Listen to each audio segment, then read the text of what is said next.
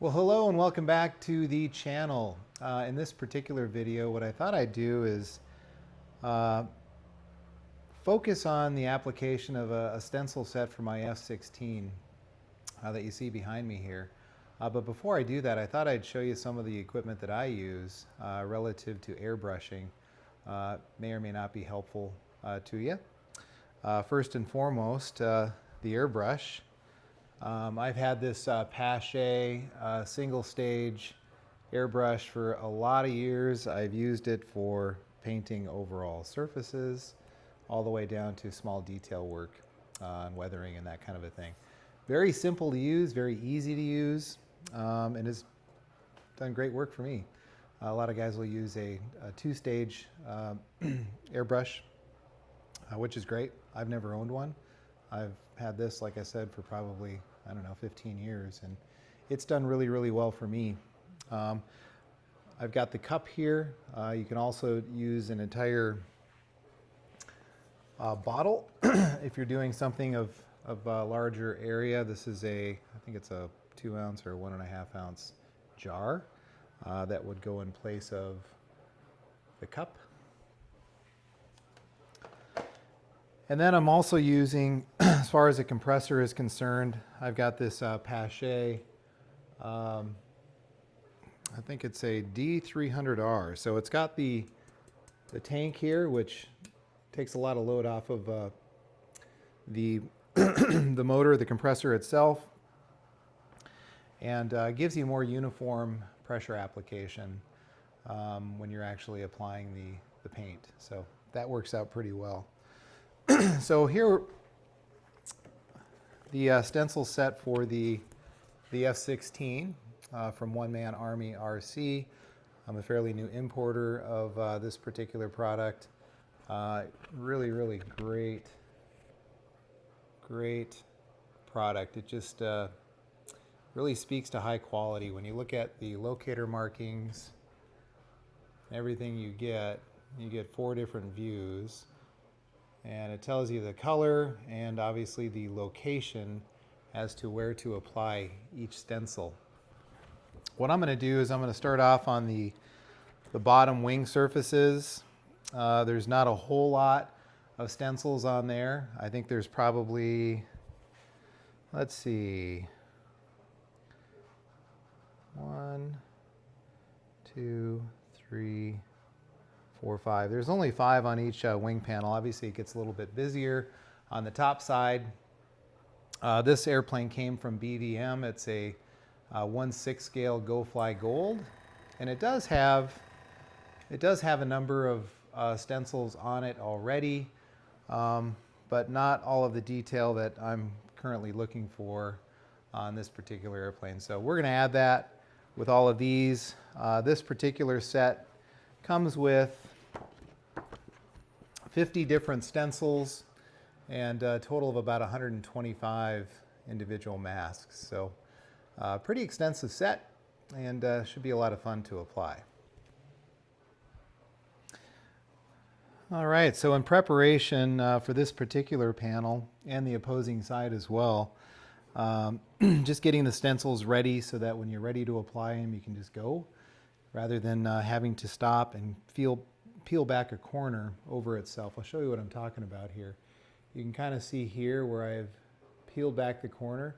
This will help you remove the stencil after you've applied the paint. You can just simply grab a set of tweezers and slowly peel those back. You're going to want to do the same thing when you actually remove the stencil from the carrier sheet here as well. Very slowly turn that back, and that will make sure that you won't have to do any weeding. Everything that is supposed to stay stuck to the carrier paper will stay stuck. So I'll show you what I'm talking about here. See if I can zoom in.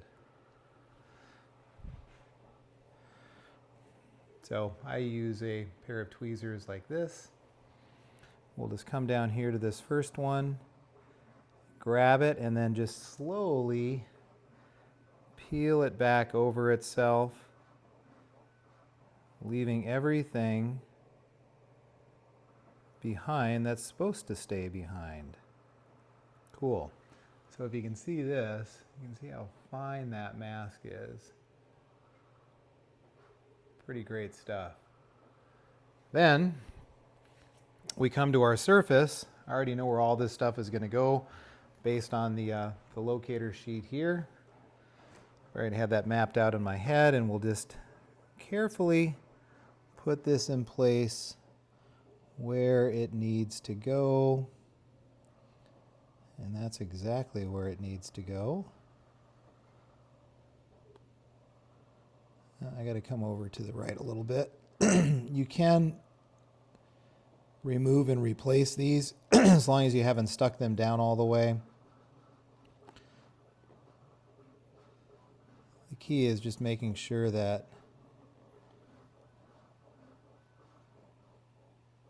good. Now, you don't want to take your finger and rub over this at all. You could lift up one of the corners. You just want to tap down just to make sure that the stencil gets sealed up against it. Just like that. All right, so we're ready to apply paint. I've got all the stencils are applied to the lower surfaces of each wing and then subsequently masked off with some low-tack 3M tape. One of the things that I just printed off is a pair of these. These are airbrush holders. You can screw them into the side of your workbench. I printed off one for the left side, one for the right side. I'm currently using the one on the left, and that's what it looks like down there. So pretty slick, just a nice little place to hold your airbrush. Don't have to worry about it tipping over or spilling any paint. So pretty cool there. As far as my paint choice is concerned, I really love the Tamiya tape paint, and so there's a little bit of yellow that will be going on this particular project. These have already been thinned. We've got XF1, which is a flat black, XF7, which is a flat red. There's a few stencils that will be red as well, and then some white as well going over the black surfaces. So that's XF2. So again, the trick here is a lot of light coats to get these stencils to turn out perfectly. And so you want to make sure that your airbrush isn't going on too thick. I don't know if you can see that, but that's a fairly thin coat. And what we're going to do is make 10 to 15 passes over each mask. And I'll usually do that in kind of groups of 4, left, right, left, right, left, right, and then move on to the next stencil, and then move all the way around, and then just keep repeating that, 3 or 4 times, and then you're done. Then you unmask, and you peel back the stencil. So we'll just get started here real quick.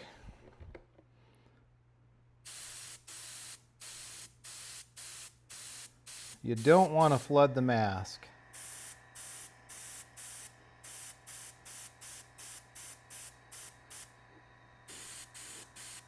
Just light, thin mist coats to start with. Once that sets in, you can go a little heavier. I generally don't.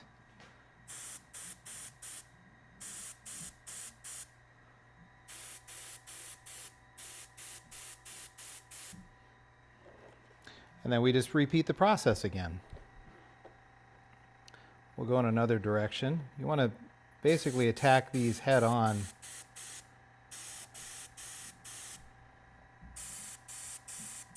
Just to alleviate the chance of any paint from getting underneath that mask. It's not likely at all. Again, these masks adhere very nice and tightly to the surface. It's almost like they cling themselves to the surface when you put them on.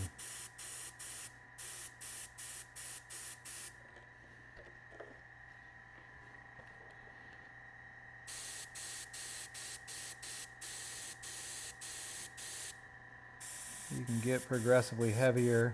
This to me of paint dries really fast, which is awesome because you don't want to leave these masks on there for too long. The longer you leave them on, there is a chance that the actual stencil that's stuck to the airplane, you know, the actual painted portion, sticks to the stencil and peels back with the stencil when you remove it. So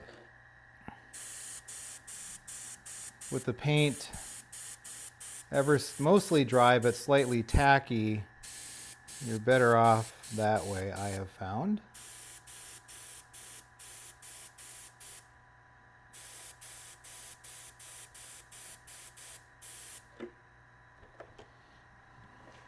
So 10 to 15 light coats will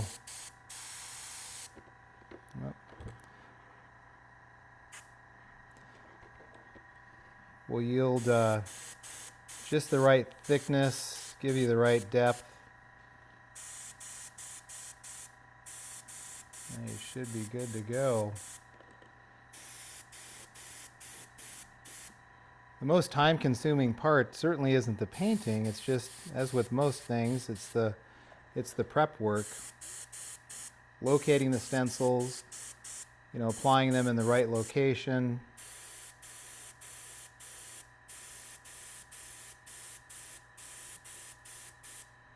We can go a little heavier on these last coats.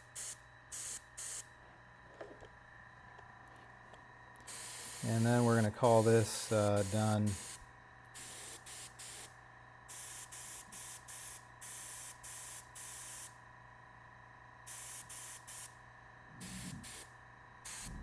Cool. And that's it for the paint application for the bottom surfaces of the wing. Now, I'm not going to waste any time. I'm just going to peel back the masking, and then we'll reveal the stencils. So,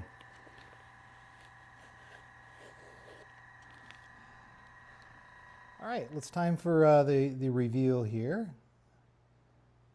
Let's grab this and just slowly pull it back over the top of itself. And would you look at that? It's perfect.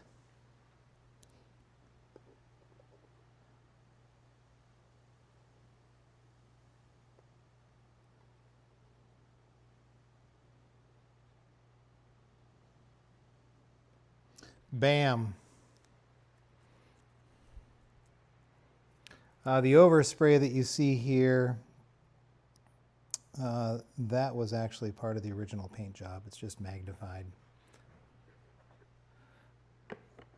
And we'll do a couple more and then move on to the top side of the wing. I won't be duplicating anything that I've already done so far, just in the interest of time. Beautiful.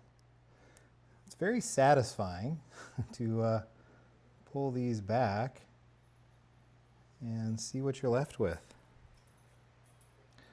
There you go.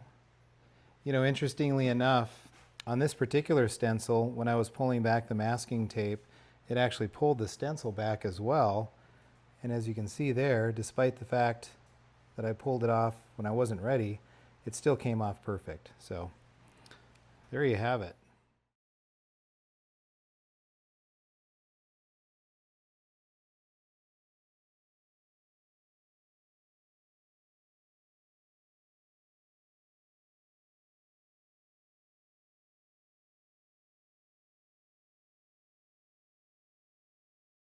Okay, so the top wings are done now as well. 3 different colors on this one. You can see the hoist markings.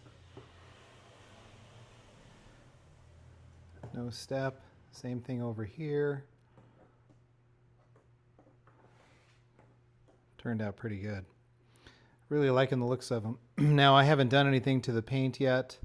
I'll probably weather that down, break it down a little bit with steel wool, just to not make them pop so much.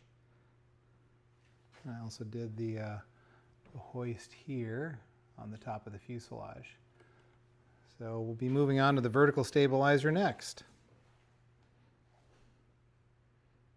Say hi, Callie. Hi. All right, so I've got the fuselage flipped over. What I'm working now are the stencils that are required to be red. So I've got Tamiya flat red all mixed up. We've got some protection here. We'll get this done, we'll flip it over, and we'll do the red stencils on the top.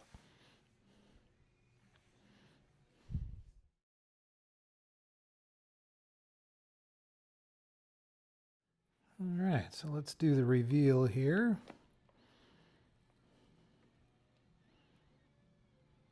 Red's my favorite color. So red stencils make it even better. There we go. Warning, fast-acting speed brakes. This one over here.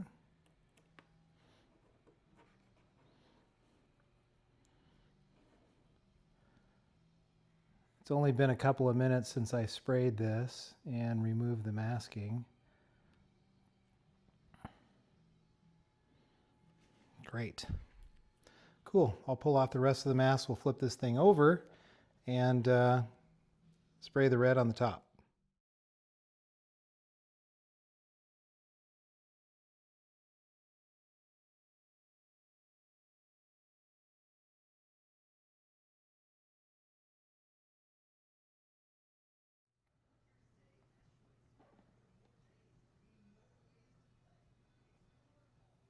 This is so cool. So cool.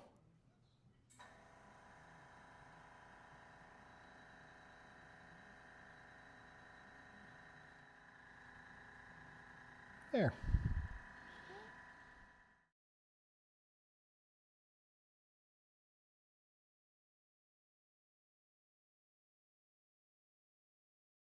All right, since I've got the thing upside down, I thought I'd take a video of the stencils that are applied on the bottom. There's a lot of them. I think turned out great.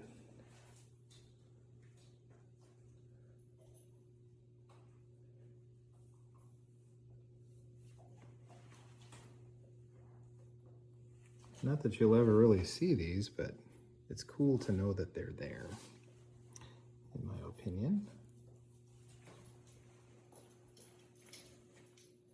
Oops. Forgot to take this one off.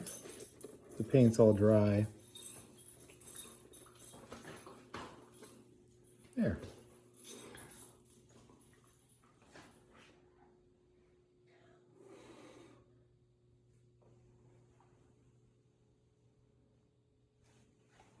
So pretty cool stuff. What I'll be doing now is flipping this thing over and doing all the black on the top.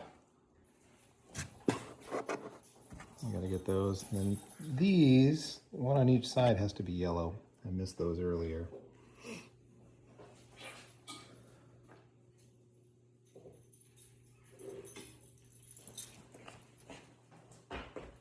So that'll do it.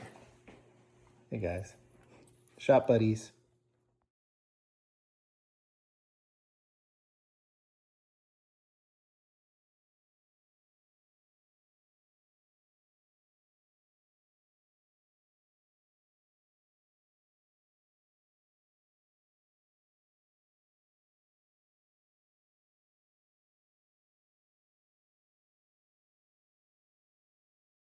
Okay, so after about 2 half-days worth of work, all of the one-man army stencils that I needed to apply to this F-16, it's a BVM 1/6 scale F-16, have been applied. I used 4 different colors, as I mentioned earlier: flat white, flat black, flat yellow, and then there was a flat red as well on some of the stencils.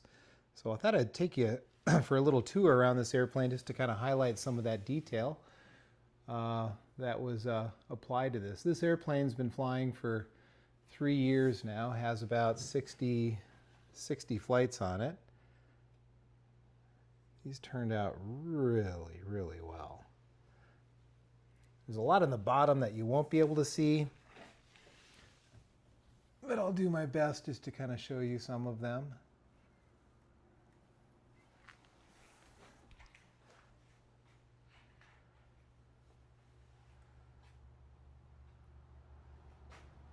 So all of these smaller ones, those are all additional that didn't come with the airplane. That one as well, and of course that. All of the no steps and no walkway stencils. These hoist stencils.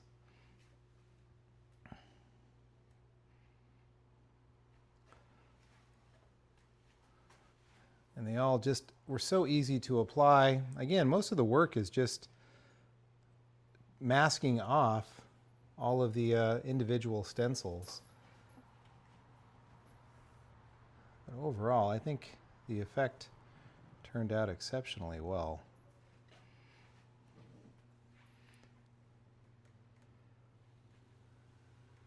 This can be done to any airplane. We've got all scales available for the F-16, and we're adding additional jets to the lineup as well.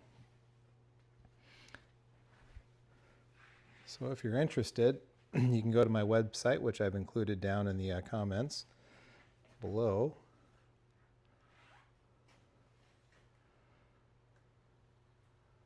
A very comprehensive set.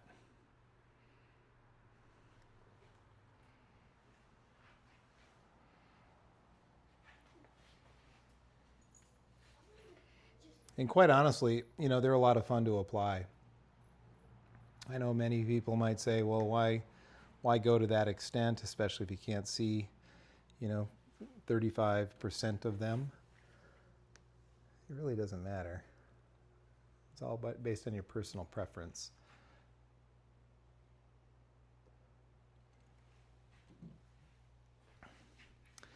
Anyway, I think it turned out great.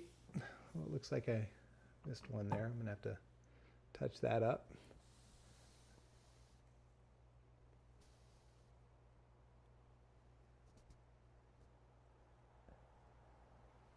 The image that I took earlier shows all of the ones on the bottom. There's quite a lot of them. That's a good one. I like that one as well.